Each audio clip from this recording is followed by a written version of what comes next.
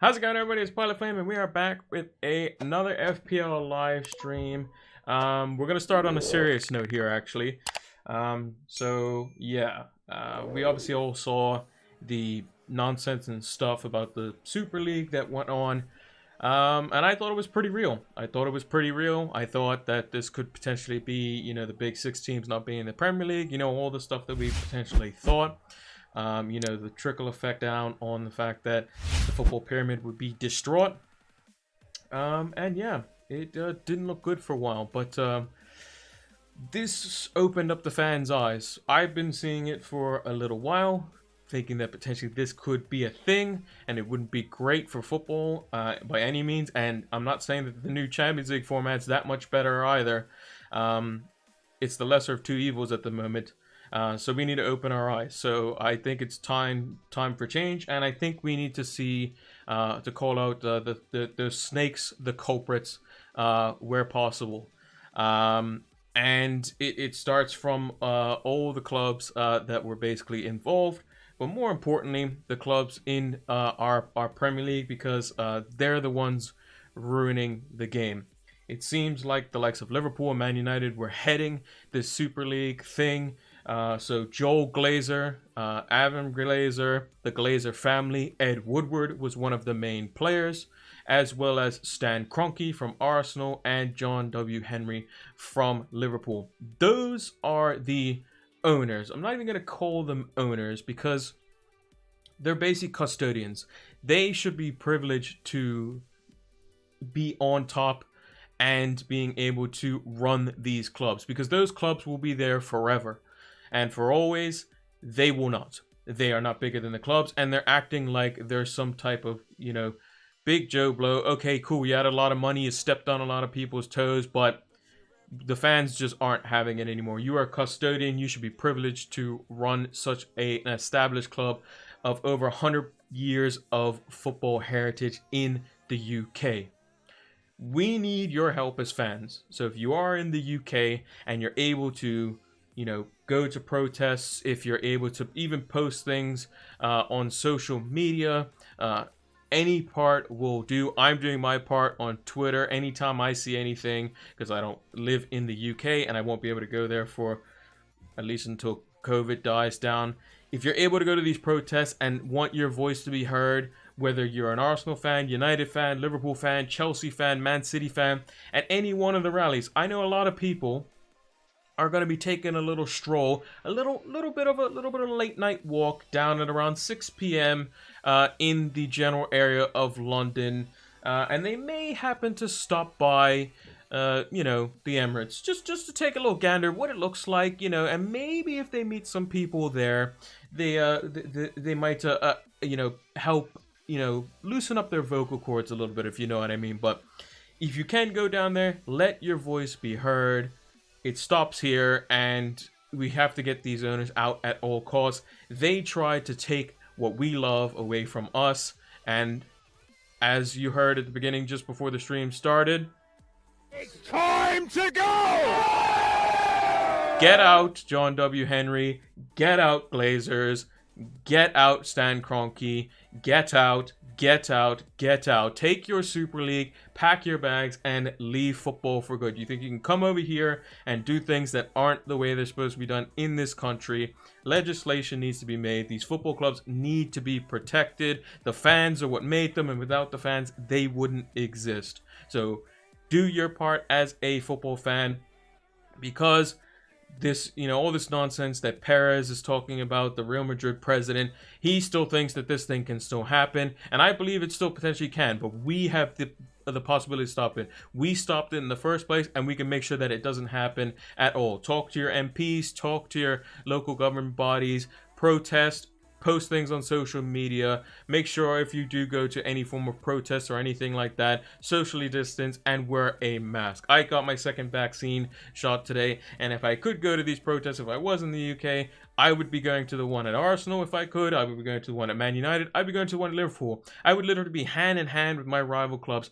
to make sure that these owners never step foot and manage these clubs ever again. Never let them into football. They should never have been football. They're only in for one thing and one thing only, so that they can make their pockets even more full than what they already are. They're talking about we had a hard time during the pandemic. Absolute nonsense. You're billionaires for a reason. You've been taking money. You've been milking the fans for years. It's not just this Super League thing. It's UEFA. It's FIFA. It's all these matters. Ticket price increases.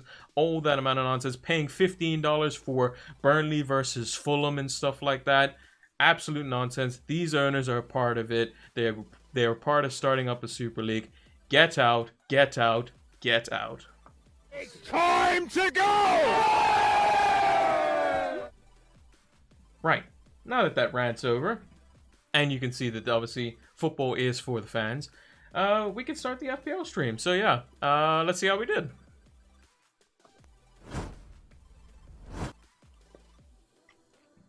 This was my little cheat sheet here for my my little speech, just so I remember what I was talking about. So let me get rid of that. That should be fine. Alrighty. So, Game Week 33 preview. It's a blank game week. And Zodiac says both United and Liverpool owners got their ass kicked by fans. They are scum. Liverpool fan here, and true. Yes. I believe that they deserve to be out of football 100%. Out of football. I had both Iheanacho and Vardy tonight. I sold Vardy for Iheanacho, so the hit... I still have to do the calculation. So I have to take a look at that. But we'll do that as we go through the team as per normal. So, Martinez in goal, getting just the 1 point versus City. I just put him in there because Martinez is that good, and I'm not really too fussed about 1 point. Azpilicueta, he's going to get subbed out. Didn't play at all, which was surprising for Aina, so we'll get his 2 points there, which will leave us with 79 points. Minus 20, we'll end up with 59 points. So even though we took a minus 20, we're still going to have a small green arrow. I forgot to change the overall rank, actually. But it is a green arrow. It is a green arrow. So let me change that.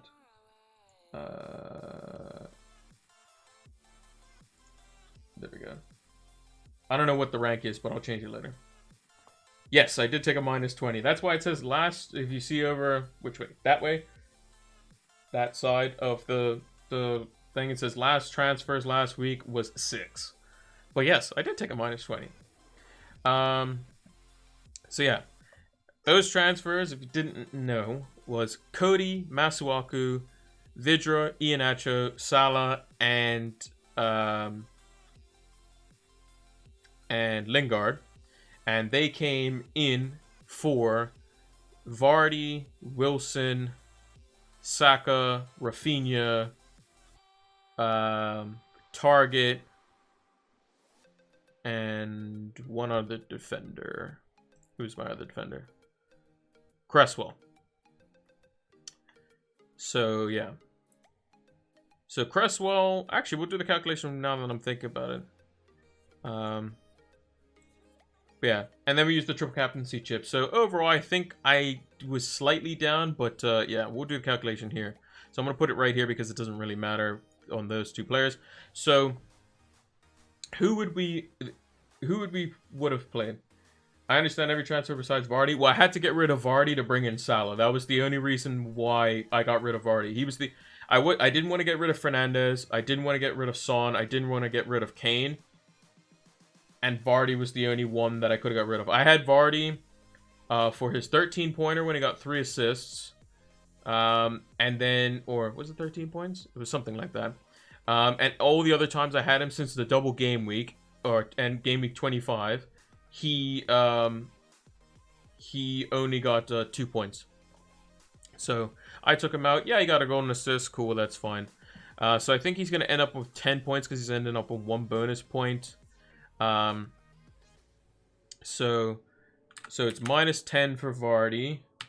Minus Saka, who I believe ended up with just 2. Minus... So if I didn't have... I would have Wilson instead of Vidra. And I would have Cresswell instead of Masuaku. So I'll put those in the same 2 places on the bench because that's what I would have done. So Cresswell would have got 0. Minus Wilson's 1. He got the same. And then who else? I would have got Aina's as well. So minus 2 because Rafinha wouldn't have played, and I would have probably played Rafinha. And lastly, who's the defender? Target. Target ended up with 1 point, I want to say. Where's Man City? Man City. Man City. Man City. Where's Man City? Am I on the wrong game week? There we go. Man City. They conceded 2 to Target get a yellow. No, he didn't. Okay. So yeah, he ended up with just the 1 point. I'm gonna put that back in the center. Minus 1. So it's minus 16 and then minus another 20. So minus 36 points. So the triple captaincy chip got me 12. So with the triple captaincy chip, I'm including this as well.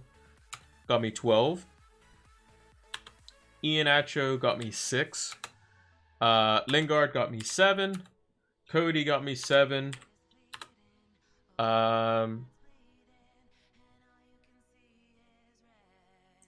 And then I'm going to get Anus 2 points off that. And then there's... Am I missing anyone? Iheanacho, Lingard, Cody. And then plus Salah's 1 point. So with the triple captaincy chip, I only lost 1 point on the whole thing. If I didn't use the triple captaincy chip, I would have lost... what?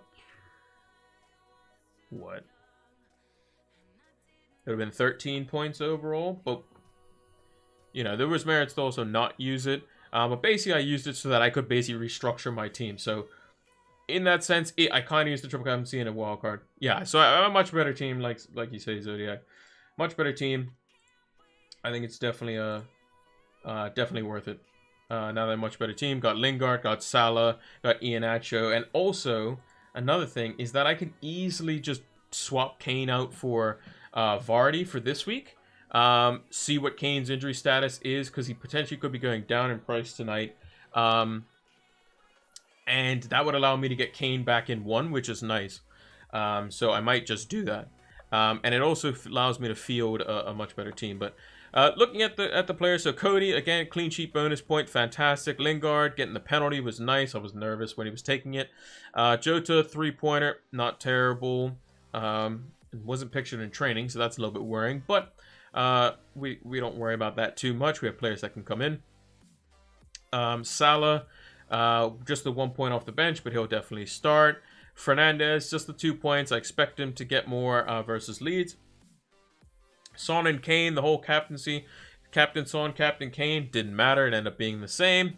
Although I think if Kane would have played the Southampton game, it's just a bit unfortunate. He would have definitely got more points. Iheanacho could have scored a hat-trick, as could have Vardy. Masuaku being injured is a bit unfortunate. Vidra just the 1 point coming off the bench, and Aina just 2 points. So overall, not too bad. Aina's going to come in for Azpilicueta overall to get us the 2 extra points off the bench. So yeah, let's look at our predictions as we normally do. If you don't know how the predictions work, basically, if you get the exact score right, it's 3 points. If you get the result right, it's 1 point. And if you don't get it right at all, it's 0 points, basically. So I predicted a 2-1 win for Spurs over Everton. Ended up being 2-2, and Kane got a brace in that game, so I was really happy off the start. But didn't get the, obviously, prediction right, so no points there. Sorry, but I have to sleep. We'll watch the rest tomorrow. Sleep well when it's my turn. Yeah, I mean, I got my second vaccine shot today, so I might be super tired in, who knows, 10 minutes. But I got to keep streaming, so, but yeah. Also, make sure to join us tomorrow, Zodiac, for the deadline stream. We'll be here 1 hour before, as normal. As we normally do. Moving on to the next team, Newcastle ended up winning 3-2 over West Ham, which was quite a surprise. I thought West Ham would do quite well. Newcastle, went up early quite easily. West Ham struggled for large portions of it, then made their way back into it, and then conceded very late on. Overall, not what you want as a West Ham fan. Mind you, if you would have said, we'll win versus Newcastle and lose versus Leicester, I think West Ham fans would have been probably okay with that, to be honest. It's just this big game versus Chelsea that they have to win if they want to maintain in the top four. Otherwise, they may slip out. Wolves vs Sheffield United, predicted it right on the money, so 3 points for that one, 1-0. Arsenal Fulham, I expected a lot more from Arsenal. Lacazette, I believe, got taken off in that game, and he's been so good for them. And they had to basically go down to the wire. Fulham were doing quite well, and then just couldn't hold out in the end to a late Nketiah goal. So nothing there. United 2-0 over Burnley, ended up being 3-1. Poor goal to concede to Burnley as well. Harry Maguire, very flat-footed. Play your zonal marking, and yet you just don't actually attack the ball, which makes no sense to me. So yeah, bit weird on that one. But United got the win anyway. So 1 point on that. 3-1 Liverpool ended up being 1-1. So Liverpool again not getting the 3 points that they need. Just not great at all for them. Chelsea also slipping up as well, playing the day after. Only getting the draw in that one. So basically the team that's, come out of this good is actually Liverpool and Chelsea. They've got 1 extra point on West Ham. Spurs did get a draw and a win, so they made up some ground on the other guys. But overall, I think, West Ham, even when losing, they'll probably feel okay. It's just the rest of them are being gapped by Leicester at the moment, who we'll get onto in a second. Like I said, Spurs 2-1. Son getting a goal in that one. We predicted 2-0, so just the 1 point there. City looked a bit on the ropes in the beginning. John Stones getting sent off after they went 2-1 up. And then Matty Cash, don't know what he's doing. It just gets sent off for no reason. It just doesn't make any sense. So yeah, I don't know what he was doing there. So just the 1 point there. And then Leicester, I thought it'd be a 3-2. I thought it'd be quite open. It was quite open. It could have been 1-1 in the opening 5 minutes of the game. Not to be. And Leicester walk away with the 3 points, 3-0, and some clean sheet for them as well. So I got the 1 point there. So 1, 2, 3, 4, 5. No, I didn't get the Chelsea win. So 1, 2, 3, 4, 7 points total. Clean sheet. Man United did not get a clean sheet. Lloris, did Lloris do anything? He didn't keep a clean sheet neither, so he wasn't great, although he was a double Gameweek goalkeeper. Reguilon got an assist, so that was quite good. I don't believe, did Bowen get a goal? He got an assist, so we'll take that one there. And Cavani scored as well, so 3 out of 5 on the differentials isn't bad overall. Let me write that down in the good old notebook as we normally do. What did we have last week? We had 5 points, so we're going back to our steady 7, as it were. Would like to obviously increase that a little bit. Typically, we like to get 5 correct results and then 1 correct exact result if we can per week. But the surprises of the week, I think the openness of West Ham is probably quite surprising, and the still struggling Liverpool squad, and the fact that Chelsea went up against a team that is quite solid defensively, have a very tough time scoring goals. They can create chances, and they just can't put the ball in the back of the net. But we do know that they're good at keeping clean sheets, so we will see how they do versus West Ham on that front. But the West Ham one, I think, is worrying for West Ham fans. Losing to Newcastle isn't great. It was a great chance to get 6 points out of the last 2 games, and they weren't able to do so. And then City moving ever closer to the title. I believe out of their last, I think they've played 33 games, so they have 34, 35, 36, 37, 38. 5 games left. I think they need to get max points from 3 of them, and then they've secured themselves the title, because United have a game in hand and they'll be 8 points behind. So if City get 9 points, United can't recover from that. So, and any points that United drop from there will cause them to, make it even quicker for them. All right, game week 33 is a blank game week this week, and we will be doing predictions for the Carabao Cup final as well. So let's bring that across. Let me just adjust the old notepad here.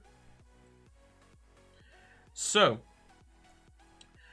Arsenal versus Everton. Now, this is a bit of a tricky one because, like I said at the beginning of the video, and if you haven't done so, make sure to go watch the beginning of the video because we talk about what was and has come and gone of the ESL.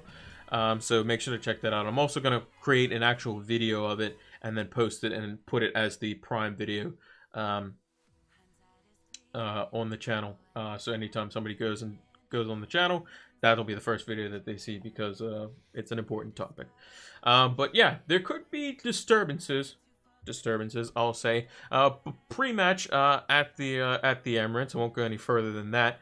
From the rumors that we've been seeing in the organizations that may be taking place to make sure that does happen. But Arsenal versus Everton. Arsenal at home. If Lacazette's back, I can see them doing well, but Everton have been quite good on the road. I think Arsenal, will give Everton a good go. I don't think both defenses are very good. I'm actually going to go with the same scoreline that Everton and Spurs happen to get. I'm going to go with a 2-2. Liverpool versus Newcastle. I think it should be a Liverpool win. Although I think that with St. Maximin and Wilson, I think Newcastle will nick one on the break. Newcastle being a lot more attacking, I think Liverpool will have some more space and be able to open up and get the goals that they need. West Ham versus Chelsea. This is a tough one to call because I think that Chelsea have shown that they are very good defensively, but have shown to, when teams are very well organized, to not be able to score as freely as they can. With West Ham, they've shown defensive frailty last week versus a pretty poor Newcastle side just across the whole season. But at home, they've been a lot more resilient. They've shown that they can still work with the likes of Bowen and Lingard, kind of, filling the void of Antonio up front. And I think it's going to be a close contest. I think both teams will probably concede. I think West Ham would definitely nick one on the break because Chelsea's, defense can be disorganized on the break at times. And I think that West Ham are good enough to score one. But I think Chelsea will just barely edge it. I'm going to go with a 2-1 victory for Chelsea. Brighton versus Sheffield United. I think this is pretty comfortably a Brighton win. I'm just going to go with a 2-0. I just think Sheffield United are long defeated and they know that they're going to get relegated, which was confirmed a week or so ago. So I just think Brighton are going to score a couple and it's going to be quite comfortable. Wolves versus Burnley. I think they're going to replicate what they did last week. I think they're going to win 1-0. I think it's going to be a clean sheet. Wolves at home have been historically very difficult to beat over the last couple of seasons, taking wins away from even the so-called Big Six. And they've been looking quite decent. They haven't had Raul Jimenez for a large portion of the season. Neto is out for the rest of the season. But defensively, they've moved back to a back three. Bali's been back in the team now, and they look a lot more solid. So I think they'll continue that, and they'll get the victory over Burnley. Leeds versus Man United. I'm not sure of the fitness of Rafinha, but if Rafinha's out, that is a big damper on Leeds. And I think that United is a lot more ruthless on the counter and a lot better at dealing with the 1v1 type of scenarios that Leeds will present to them. And last time, Leeds just got shredded left, right, and center. And I think United will implement some type of strategy as well. I can still potentially see United conceding one because I always think Leeds will score one. But I think United's going to win 3-1. I think I predicted the same thing last time as well. Also, there could potentially be some guests outside the stadium, as it were, pre-match as well. Aston Villa versus West Brom. I mean, it should be a comfortable win for Aston Villa. They have been, trickling in the goals every now and again, but without Grealish, who could be out, has had a relapse, basically, as it were, and has, basically re-injured himself, might not make the Euros potentially. It's still up for debate on that. I think Aston Villa should still be too good for West Brom, though. And I think Aston Villa would just barely nick it. Mind you, I wouldn't be surprised if West Brom get ahead early and keep the pressure on and basically make that Aston Villa defense work, who would be without Matty Cash. Tyrone Mings has been someone has made a couple of mistakes in recent game weeks that have resulted to goals. So anything is possible. And West Brom have something to fight for. Losing 3-0 as well to Leicester. They need to get some points as well. With Newcastle, getting 3 points versus West Ham, which was big for them. And allowed to basically open up the gap just that much more. And Leicester versus Crystal Palace to round off the Premier League games. I think it should be quite comfortable for Leicester. I'm going to go with the same scoreline that they did versus West Brom, because I think it's probably a similar style of game. Crystal Palace are going to maybe sit back a little bit more, so maybe the scoreline's a little bit lower, but I think Leicester's quality with James Maddison back in the team, Ian Atcher with the way he's scoring, Vardy's now back on the score sheet, could prove to be quite good for the Foxes. And then for the Carabao Cup final, we have Man City versus Spurs. This is a bit of an interesting one. I think City are probably the big favorites to win it, but again, new manager, what do they have to lose? I think it could be interesting. It depends on if Kane's fit, because if they were holding Kane back in the Premier League game for Kane to play in this one, I think he could potentially play this one, just as I need to win some silverware. If he gets out there for 60 minutes and then has to be taken off because he's re-injured himself, I think he's going to take that to see if he can get his team a trophy this season. I'm going to go with 1-1 in normal time. And I'm going to go with a Spurs to win it on penalties. I'm going to say City will score 3 penalties and Spurs will score 4 penalties.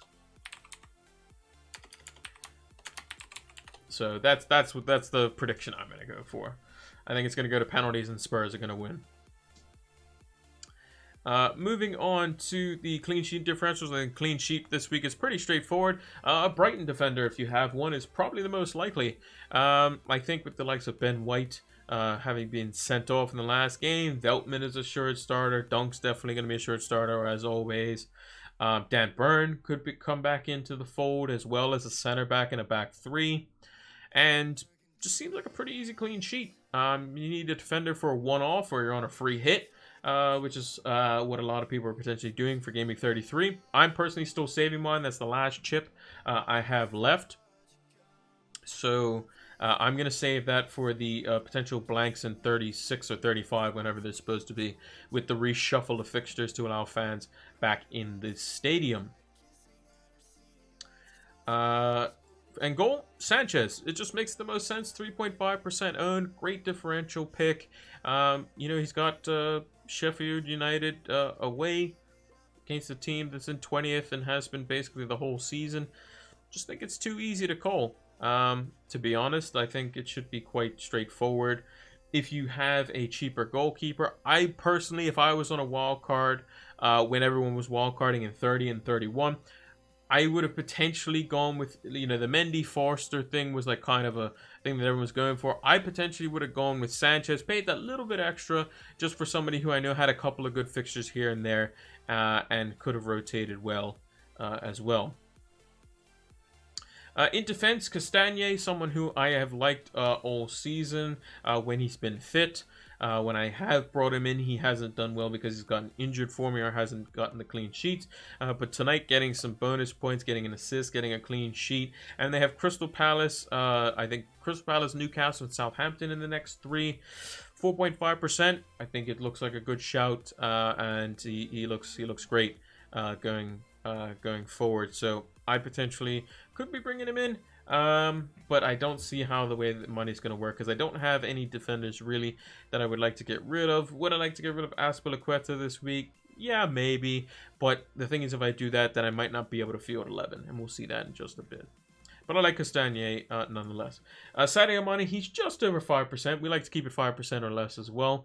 But again, Mane at Liverpool. He's back scoring. I think he could definitely have some free reign versus Newcastle. I expect him to start as well. I think it's going to be the normal front three this week for Liverpool: Mane, Firmino, and Salah, with Jota not pictured in training. Maybe there's an injury there of some kind. We'll have to see on that front. But maybe Jota starts from the bench. I think he started the last two. And Mane and Salah have got their rest recently. And I think they'll be going, starting for the rest of the season. They have nothing really else to rest them for. They are in no competitions other than the Premier League. And then lastly, Callum Wilson. He's 5.7%. Again, just barely over 5%. But somebody who's come off 2 bench appearances, on back-to-back games. He's been training for several weeks now. I expect him to start. Liverpool's defense isn't as good. And with only Nat Phillips just returning to training, I believe it was today, with them playing on Saturday, it's a very quick turnaround. So maybe he's not fully fit, and they have to put Fabinho at center back, which makes their midfield a lot easier to bypass.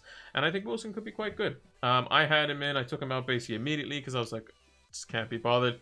And it was a good thing I did because it ended up paying off for Iheanacho was the player that I brought in for him. Even for a hit, I ended up still making 1 point out on that. So, yeah, Wilson he could be good from now on. I know he has a couple good fixtures at the end of the season, and I'd potentially be looking at him at that point as well. So that is the clean sheet and differential picks. Now on to the lineup. Right. Let me just check to see if it hasn't been updated as of yet. Okay, that's fine.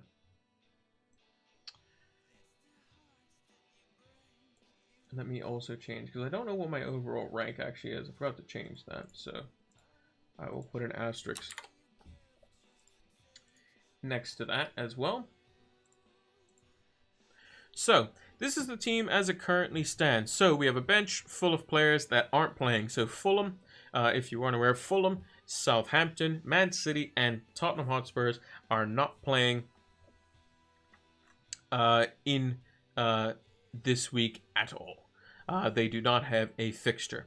So, the other 16 teams, so Arsenal, Everton, Liverpool, Newcastle, West Ham, Chelsea, Sheffield United, Brighton, Wolves, Burnley, Leeds, Man United, Aston Villa, West Brom, and Leicester and Crystal Palace all play in game week 33, totaling up 16 of the 20 teams in the Premier League. So if you have any Fulham players and you have any Spurs players and City players and Southampton players and you wonder why they're not playing, this is the reason. However, City and Spurs, play in the Carabao Cup final. So that is why they are not playing this week. However, we move on. We have 11 players that have a fixture. Doesn't necessarily mean they're all going to play. I'm pretty confident for 10 out of the 11 players, even if Vidra does come off the bench. He's still probably going to get a point. Masuaku is an injury concern. I'm still waiting on news on him. But the one thing that I'm potentially interested in is what transfer to make this week. I think I have to make a transfer this week. And I think I have to make a transfer next week as well, because of the fact that I may be playing my free hit in 35 or 36, depending on how it best suits the fixtures. Hey, Mono, how's it going? Hope you had a good game week. I would also encourage you to go, when this video is out on YouTube, to watch the beginning of this VOD. It is very important. Basically, we talk about the ESL and my views on it and how fans can help. So yeah, make sure to check that out. But yeah, this is the team so far. So we got 95 points this week. That is very, very good. Very, very good. Yeah, I think I ended up with 59 with the crazy amount of hits. So we're doing okay. I would have ended up with 79, I think. But yeah, in goal, we only have one goalkeeper. Martinez doesn't have much better of a fixture against West Brom. Yeah, the bench boost would have paid off, yeah. with a score like that. Definitely would have. Then we have Azpilicueta away to West Ham. He's probably not going to be going anywhere, at least for the next couple. And then maybe we can ship him on from 35 onwards, where his fixtures turn a little bit. Luke Shaw, he's not going anywhere, although he hasn't kept a clean sheet for me since I've got him in. I think I got him in 30, and he got 3 clean sheets in a row, or 4 clean sheets in a row, and an assist or a goal or whatever it was. So hopefully we can get some points there. Cody, I expect a clean sheet versus Burnley. Masuaku is a bit of a concern. Would I like to play him versus Chelsea? Probably not, because I think he's more likely to concede than Chelsea is. But Lingard going against Azpilicueta obviously isn't ideal either. So we want to alleviate that situation, so I'll talk about my transfers in just a bit.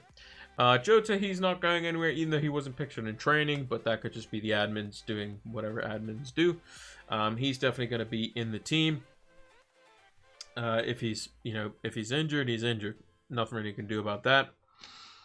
Salah, I think Salah is potentially on the cards for the captaincy for this game week as well. I think there's quite a few good captains this week. I think Vardy, I think Iheanacho, I think Salah, I think Fernandes. All great captaincy shouts this week. I may just go with one of the solid ones, like Salah, like Fernandes. Because with Iheanacho and Vardy, it is a bit tricky. Iheanacho's been more central, but again, Vardy is typically assisting him, and they're so low owned that it makes more sense to not necessarily gamble on them. The last time they did play Palace, it was a 1-1, so not ideal with scoreline there. The last time Liverpool played Newcastle was a 0-0, so again, maybe something to look at there. And then Fernandes, he's been due a pretty big score for a while. The 10-pointer back in 27, so he's been 4 weeks without a big score.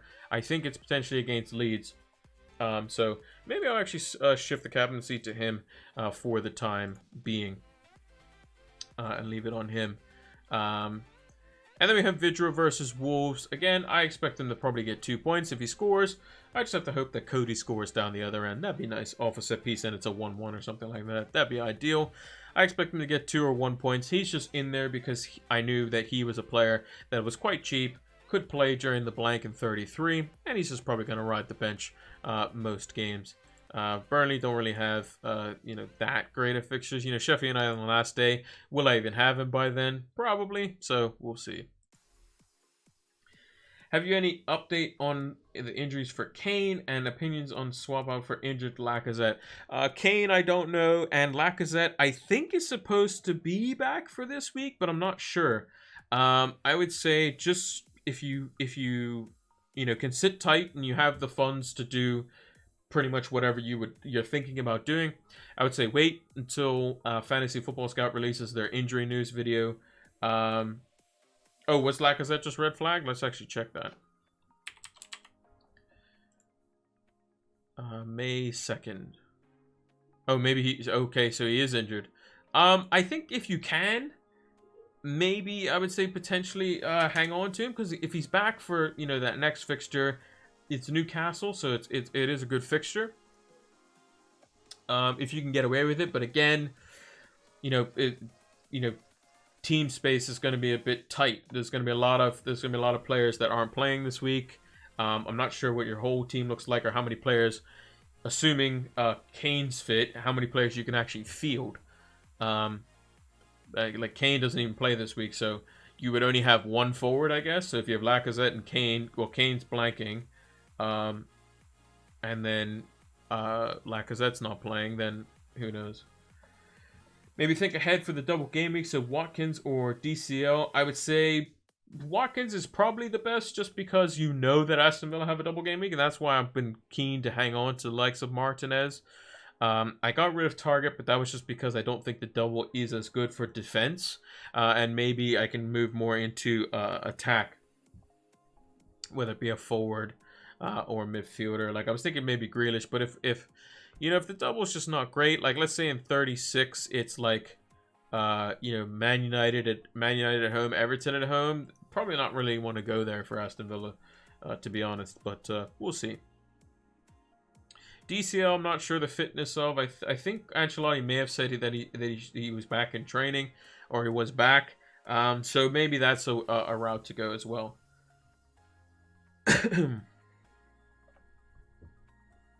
But yeah, I would say definitely check out, if you don't already, Fantasy Football Scouts. Team news for the for all the injury updates. They typically do that, a few hours on Fridays before the deadline stream, which we will be back for tomorrow. So make sure to come check us out for that. It'll be 12:30 p.m. EST start time. If you're watching this on YouTube, there's a pinned comment down below. So make sure to come check us out. We do these live streams on Twitch. We will be back here tomorrow for the deadline stream, 1 hour before. What chips do I have left? I have the free hit still left, so I'm saving that for 35, 36, whatever basically works the best. So we will keep a close eye on that. So a lot of people who don't have their free hit and used it earlier, I'm sitting in a very good position for that. So Premier Injuries is good too. I've never actually checked that. Yeah, I usually just follow. His name is, I think it's called FPL Status on Twitter. He does price rises and price drops, and he also does injuries when they're flagged in FPL as well. And then I typically, usually, at this point in the season, I wait for transfers, with some exceptions, obviously. But this week, I have a couple options. So basically, my couple options are, I have 0.3 in the bank. So one thing to note is Kane. Kane is 11.8. So if I were to sell Kane, I could not get him back. I'd be 0.1 off. But Kane may drop in price. He may drop in price. But will Vardy, let's think, will Vardy outscore him over the next 3? Possibly. Again, Vardy has Crystal Palace at home, Southampton at home, Newcastle at home, and then maybe a double attached along with it. So again, could potentially be something good there. If we get confirmation before the deadline in 34 that 35 is the double, then I won't use a transfer for 34, and then I'll go into 35 with 2 frees, use them on double Gameweek players or something like that, and then free hit the blank players in 36, and then continue with my team after the fact. I think that's the plan that I have right now. Kane Cup final could wait. Yeah, exactly. So I could also just bring in Vardy for this week.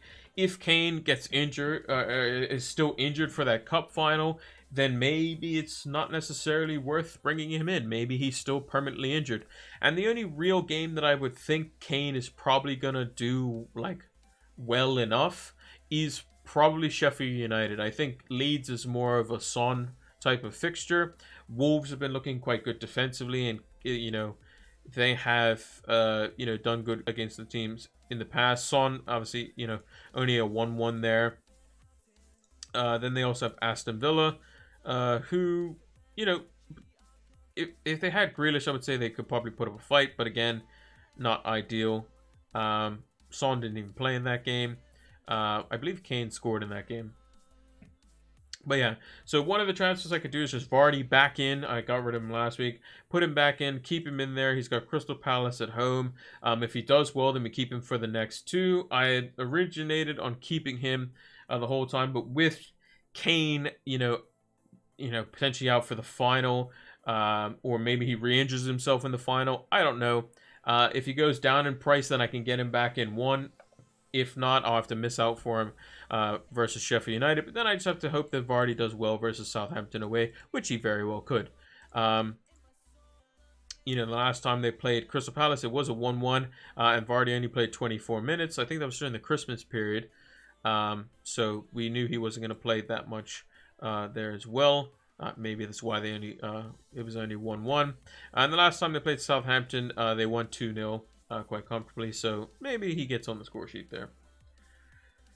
So hard to ship him out now. Vardy more value than Salah or Bruno. Maybe. I mean, Vardy, if you look at the points that he's got, like, I had him at the start. I brought him in 26 for the double as part of a hit. He got 2, 2, 2. Then he got the 13. Then I kept him. He got 2 points. I kept him again. He got 2 points. Then I got rid of him because I wanted to bring in Salah, basically. But now with Kane potentially out, I could go for that. Or I can hang on to Kane and then just go for a different defensive transfer. I'll keep Masuaku just because he's cheap. And then I can go for a different defender. If we just look at some of the ones in that sort of price bracket. I could get Kufal if I wanted to, or Sufal.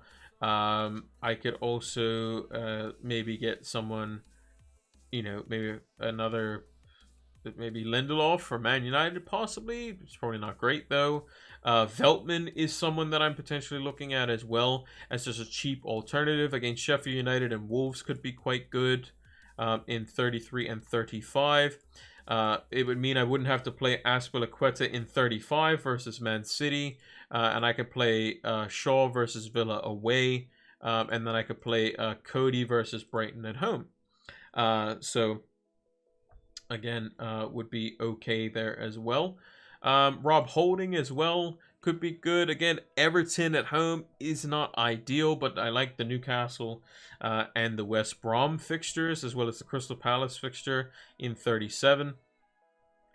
Holding's minutes have been back to being solid again, getting 90 minutes in the last 3 games.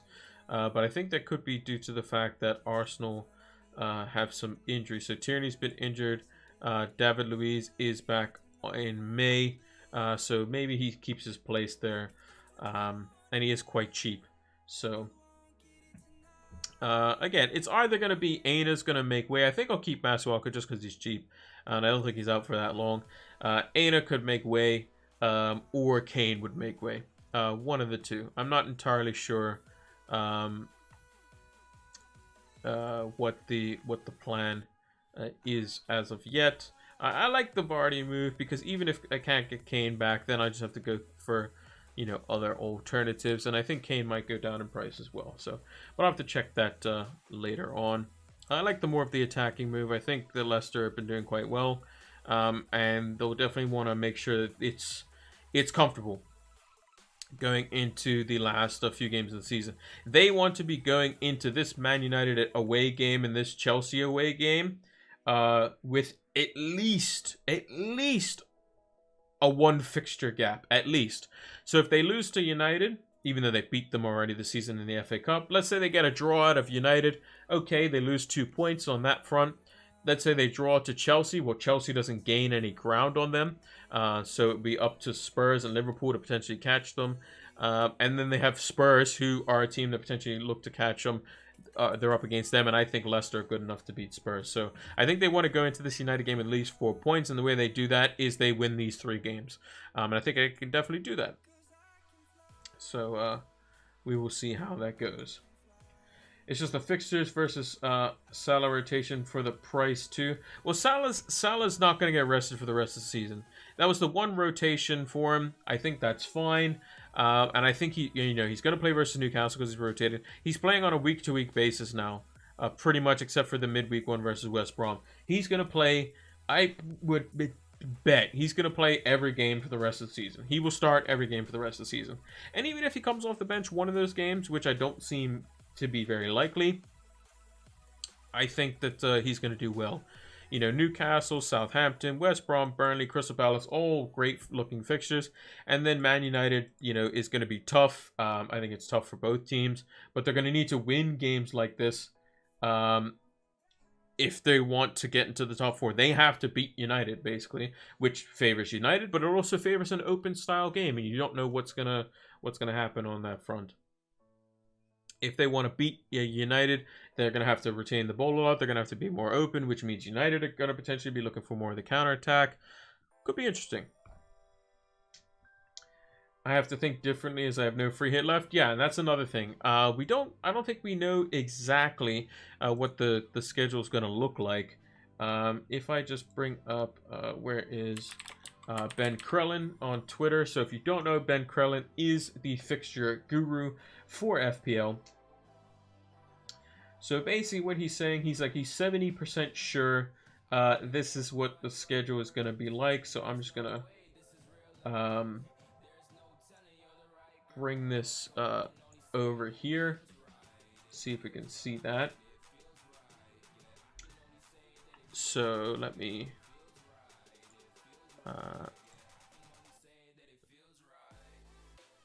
see if I can maneuver that in the center. Okay. So basically what Ben Krellin is saying is that the likely double game week is going to be Aston Villa will play Man United and Everton at home, which I kind of figured is maybe what would happen. Crystal Palace would play the likes of Southampton versus and Sheffield United, which isn't bad for a little punt on Crystal Palace, and they play Aston Villa the following week. Everton again double versus West Ham and Villa. Southampton, Liverpool away, Crystal Palace at home. Arsenal, West Brom at home, Chelsea away. Not terrible. Chelsea's double game week would be pretty bad. You know, City away, Arsenal at home. Leicester would have a decent double. So again, the Vardy factor. Newcastle at home, Man United away. And then Man United would have a double. Aston Villa plus Leicester. But then Man United would blank in 36. Leicester would blank. Chelsea would blank. Arsenal would blank. So if we go back to my team for a second.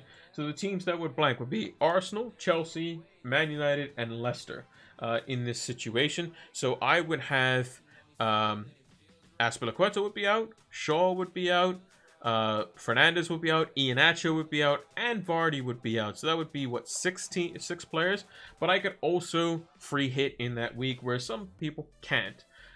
So I think if you have, you know, the ability to bring in players that double and then play in the next week. So if you get a cheap Southampton defender, they play versus Liverpool, Crystal Palace, and Fulham over that kind of like double and blank game week type of scenario. Crystal Palace as well. Sheffield United, Southampton, Aston Villa could be okay as well. So we'll have to see. We just have to hope that you know, the likes of you know, the Premier League are able to give us the fixture you know, setup that we want before game week 34, because I think that's very important. And the reason it is important is because if you're going into that with 2 free transfers and you're looking to do that, or even roll a transfer in that week, you want the fixtures for 35, 36, and even 37, 38 if you want, before 34 starts. So if you're like myself, I want a free hit in 36 if it is applicable, which means I need to roll a transfer in 34, so in 35 I can do basically some work to allow for some transfers for some double game week players, maybe an Arsenal player, maybe a Crystal Palace player, you know, these sorts of things. So yeah, we will see. And then I can free hit. So the strategy for me is quite simple. Basically use transfers for double game week players and then free hit in the blank. Because it seems like my team will be more affected with more blank players. Because like I said, I'll have Azpilicueta, Shaw, Fernandes, Iheanacho. That's 4 right there. And then maybe potentially if I brought in Vardy, that would be 5. So, and that's all outfield players. So would have to potentially work something out there as well. But overall shouldn't be too bad. But yeah, like I said, I'm gonna have to deliberate on a little bit. I'll probably do my transfer before the price changes, just in case, because if Kane does if he goes down, you know, it doesn't affect me. You know, I'm at 11.1, so if he goes down 11.7, doesn't really matter. I can still sell him at the same price. If Vardy goes up, then I'm in a bit of trouble. So maybe I go for that. Maybe I go for defender. We will see. But yeah, make sure to tune in for the deadline stream tomorrow to see what I did. And then bring your questions as well. Up to 42K. You're looking good, Mono. You're looking good. Looking good. Speaking of which, have they updated the points as of yet. They have. My Gameweek rank is 188k actually, so we'll change that. Gameweek rank 188k. With the hits, it's like 1.8 million, but that's, you know, we're okay. And then we got a green arrow because our overall rank, we went up a few places, which is not too bad for taking a -20. I think it's probably the best, most successful one I've had with that sort of, you know, amount of hits, which is quite crazy. But yeah, should be interesting. But yeah, looking ahead in terms of the fixtures, you know, I think that some teams have to. This is crunch time. Leicester have a very good 3 set of games. West Ham played Chelsea this weekend, which is a very massive game. Liverpool need to start picking up some points. And if United beat Leeds, I think they're pretty much guaranteed second almost. Actually, we can actually take a look. We can actually take a look at the Premier League table for a second, just so we can kind of see what teams are playing for and that sort of stuff. Also, in terms of price rises and price falls, it seems like Vardy and Watkins may be going up tonight. Kane might be going down, as well as Stones, Cresswell, De Bruyne, Calvert-Lewin, Aguero, and Grealish. Those are just projected price changes. So the EPL table.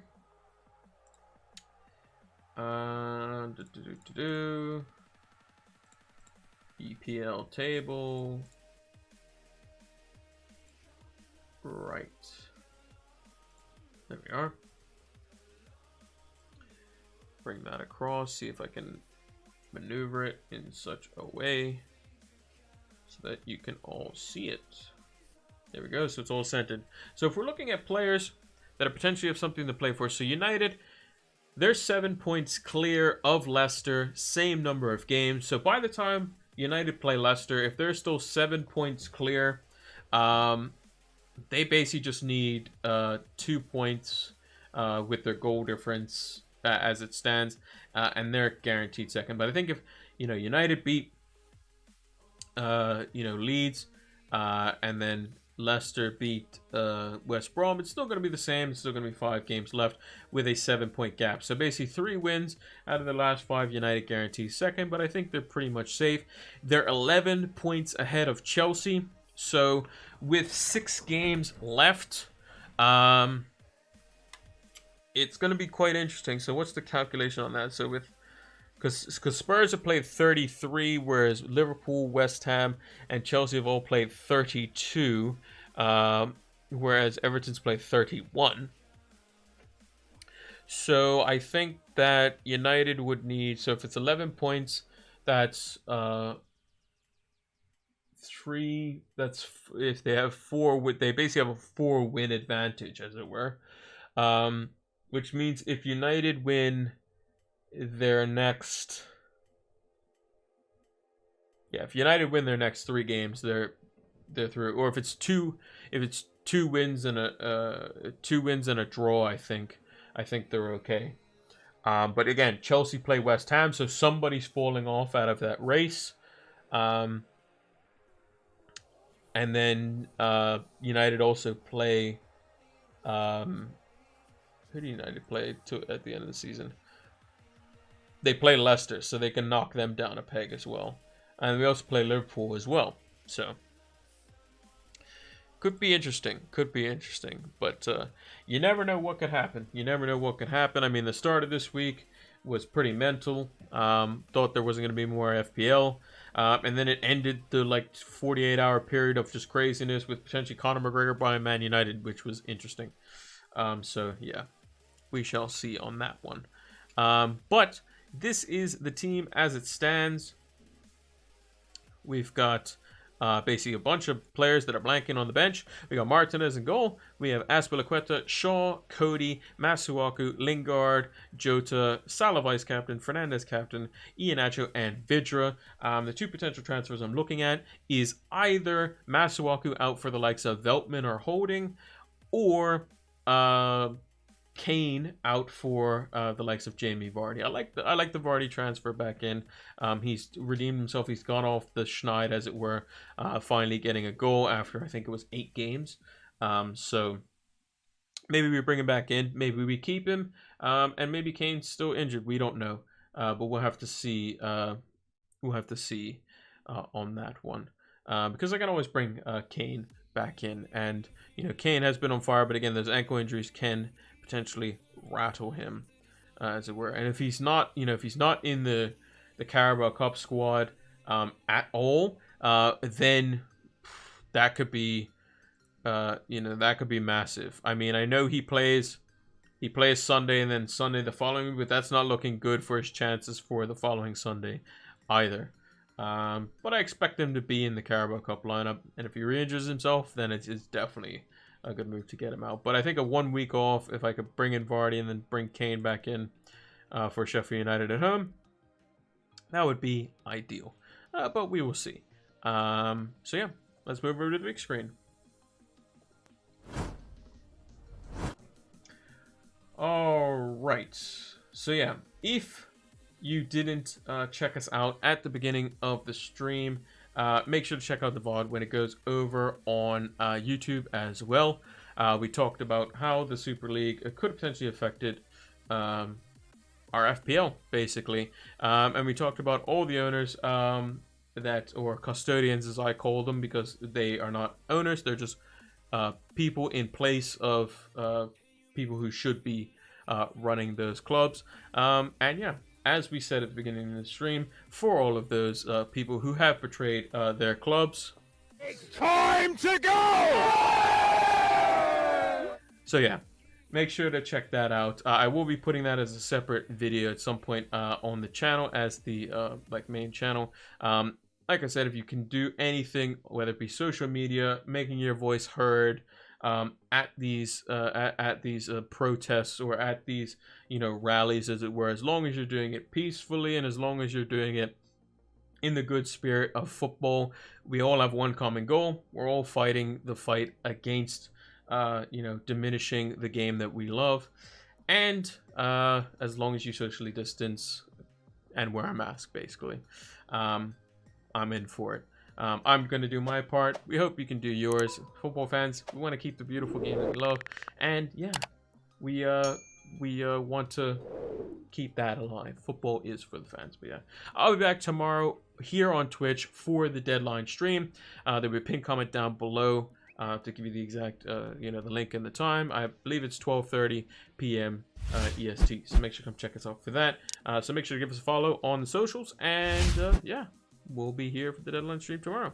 Thanks for watching, and until the next one, take care.